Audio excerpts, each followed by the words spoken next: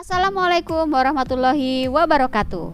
Kita jumpa lagi di muatan IPA tema 4 tentang keseimbangan dan kelestarian alam. Sebelum mulai kita berdoa dulu ya.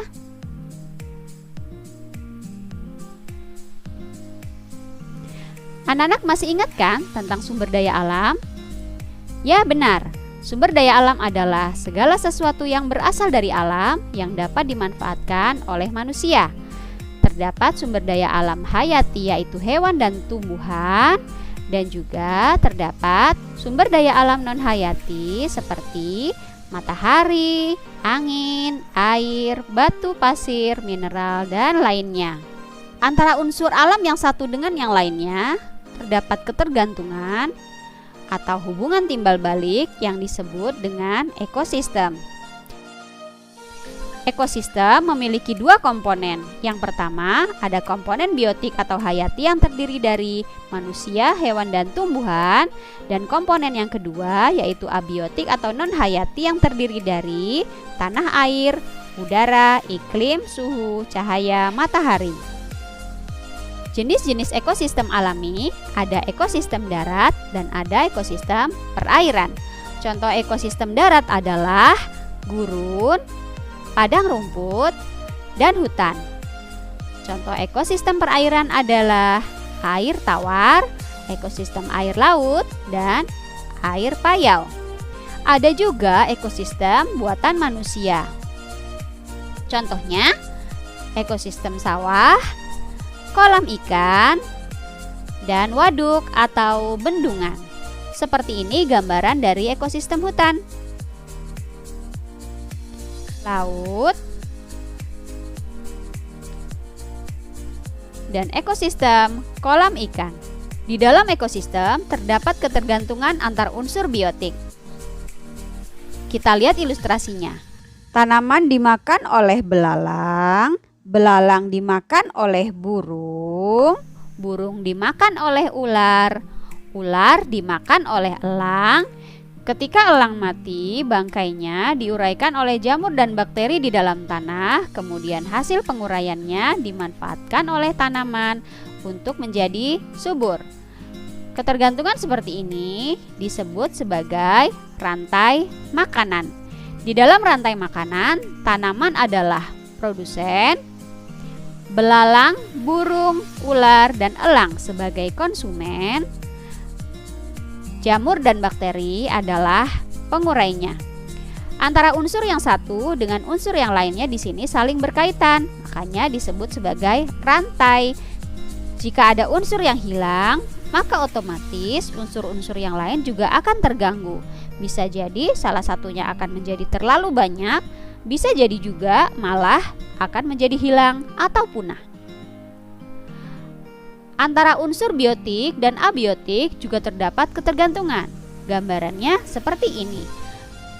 Antara air, udara, sinar matahari, pohon, dan hewan mengalami ketergantungan. Jika salah satunya terganggu, maka otomatis unsur-unsur yang lainnya juga akan terganggu. Keseimbangan dan kelestariannya juga akan menjadi rusak. Apa sih yang dimaksud dengan keseimbangan dan kelestarian alam? Keseimbangan alam adalah kondisi di mana unsur alam yang satu dengan yang lainnya saling mencukupi. Sedangkan kelestarian alam adalah kondisi alam yang tetap tidak berubah-ubah dan tetap terjaga dengan baik. Jadi, kalau kita satukan, keseimbangan dan kelestarian alam adalah ketika kondisi alam atau unsur alam tidak ada yang hilang sehingga bisa saling mencukupi satu dengan yang lainnya. Anak-anak, coba kita lihat pertanyaan ini. Apakah manusia yang membutuhkan alam ataukah alam yang membutuhkan manusia? Ada satu cerita menarik. Seorang pria di Inggris menanam benih di dalam sebuah botol besar pada tahun 1960. Kemudian botol itu ia tutup rapat-rapat. Ia hanya membuka botol itu sekali pada tahun 1972 dan botol itu ia letakkan di tempat yang cukup sinar mataharinya. Ternyata meskipun tumbuhan itu tidak dirawat dan padahal botol itu tertutup dengan rapat, kehidupan di dalam botol bisa berlangsung dengan baik. Dan tumbuhan di dalam botol itu menciptakan ekosistem tersendiri, yaitu antara kerjasama tanaman dengan bakteri yang ada di dalam tanah. Jadi kesimpulannya, apakah alam itu membutuhkan manusia? Yang benar adalah alam memang diciptakan untuk manusia. Jadi jika kita tidak menjaga keseimbangan dan kelestarian alam, otomatis kebutuhan kita tidak akan terpenuhi. Kebutuhan manusia yang dipenuhi oleh alam, contohnya adalah dari laut dan hutan. Apa saja ya manfaat laut bagi manusia? Yang pertama, sebagai penghasil oksigen utama. Tahukah kalian, ternyata penghasil oksigen yang paling banyak di dunia ini bukan dari pohon-pohon di daratan loh. Malahan, ganggang dan alga yang ada di dalam lautlah yang paling banyak menghasilkan oksigen, yaitu sebanyak 78% dari oksigen keseluruhan yang ada di permukaan bumi ini. Sedangkan pohon-pohon di daratan hanya menghasilkan 20% saja. Yang kedua, laut bisa mengurangi pemanasan global. Laut di bumi ini tersambung satu sama lain, sehingga lautan yang ada di daerah tropis yang panas akan berputar dengan air dingin yang ada di daerah kutub, sehingga otomatis suhu yang ada di bumi ini akan selalu stabil. Yang ketiga, laut bermanfaat sebagai penyedia sumber pangan, dan orang-orang yang mencari sumber pangan dari laut ini akhirnya mendapatkan sumber mata pencaharian. Manfaat laut yang lainnya adalah sebagai jalur transportasi. Seperti tadi yang Bu Rini sebutkan, karena lautan di seluruh permukaan bumi ini sebenarnya tersambung jadi satu, jadi pasti ada satu daerah dengan daerah lainnya yang terpisah oleh lautan, sehingga laut bisa dijadikan sebagai jalur transportasi. Manfaat laut yang lainnya adalah sebagai sumber energi. Ini pernah kita bahas pada materi tentang sumber energi alternatif. Ya, gelombang laut bisa dimanfaatkan energinya untuk menghasilkan energi listrik yang sangat besar. Laut bisa dimanfaatkan sebagai sumber air. Jika saja suatu saat nanti tidak ada lagi sumber air bersih atau air tawar, maka dengan proses salinasi, air laut bisa diolah menjadi air minum. Selain itu, hasil penguapan dari laut akan bisa menghasilkan hujan yang bisa bermanfaat untuk manusia yang ada di daratan. Manfaat laut yang lain adalah sebagai benteng pertahanan alami. Apa kalian pernah mendengar suku Sentinel yang ada di India?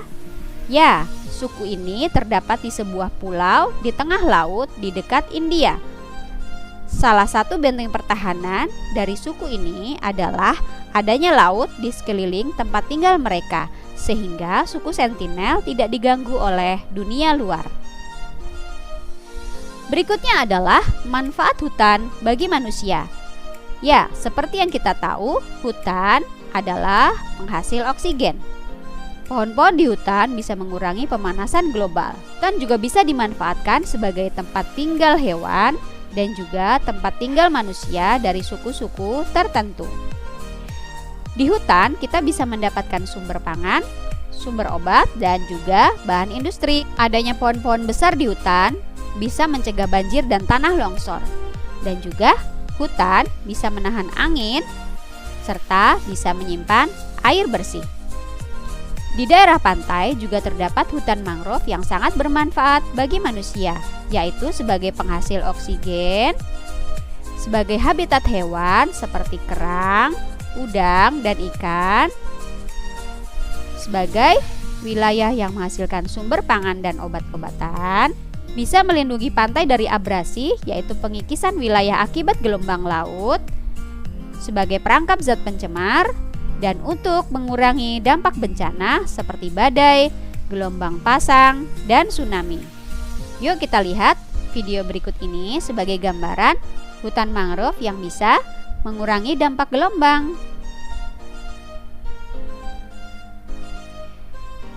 Kita lihat di sini, gelombang besar yang datang dari laut ditahan oleh pohon-pohon mangrove, kemudian gelombangnya di situ menjadi kecil atau bahkan hilang sama sekali ketika sampai di daratan, sehingga tidak bisa mengganggu kehidupan yang ada di daratan dan juga tidak mengganggu kehidupan manusia.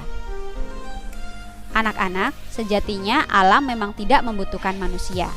Tapi saat ini, alam membutuhkan manusia untuk memperbaiki kerusakan yang sudah dibuatnya. Manusia sebenarnya diciptakan untuk menegakkan kebenaran, melakukan perbaikan, bukan untuk membuat kehancuran. Sampai di sini dulu ya video kita kali ini. Kita akan melanjutkan materi ini pada video selanjutnya. Terima kasih sudah menyaksikan. Semoga bermanfaat. Wassalamualaikum warahmatullahi wabarakatuh.